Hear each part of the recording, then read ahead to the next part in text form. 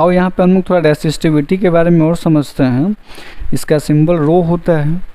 अब देखो, जैसे कि अभी मैंने पिछले स्लाइड में बताया कि आर का जो फॉर्मूला है रो एल अपॉन ए है, तो यहाँ से अगर तुम चाहो तो रो कैलकुलेट कर सकते हो।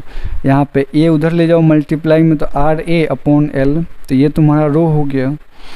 अब देखो इस एक्सप्रेशन से हमको क्या मालूम पड़ रहा है, अगर तुम ऐसे इसको देखोगे तो तुमको लगे कि जो रो है ये रेजिस्टेंस, यानी कि रेजिस्टेंस छोड़ो, ये जो तुम्हारा रो है वो एरिया और लेंथ पे डिपेंड करना चाहिए। देख करके तो यही लग रहा है ना।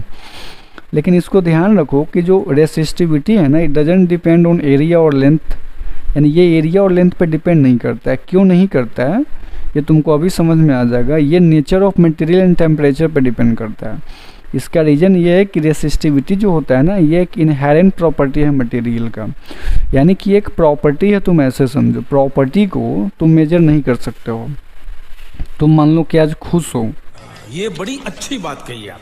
हम इसको मेजर करके नहीं बता सकते हैं कि तुम कितना खुश हो।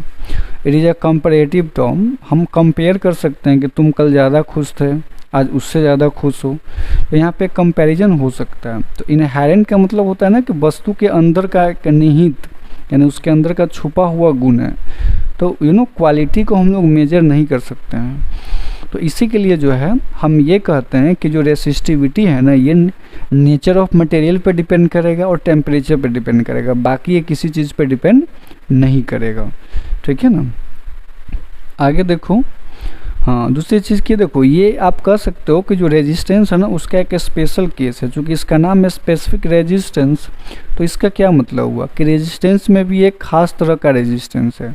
यानी ये खास कब है, जैसे सपोज दैट कि मान लो कि अगर तुम कोई कंडक्टर है जिसका area of cross section 1 metre square ले लो और लेंथ उसका अगर तुम 1 मीटर ले लो, अगर तुम यहाँ पे वैल्यू 1 पुट कर दो ए के जगह और एल के जगह, तो ये कहीं ना कहीं रो और आर दोनों इक्वल हो जाएगा।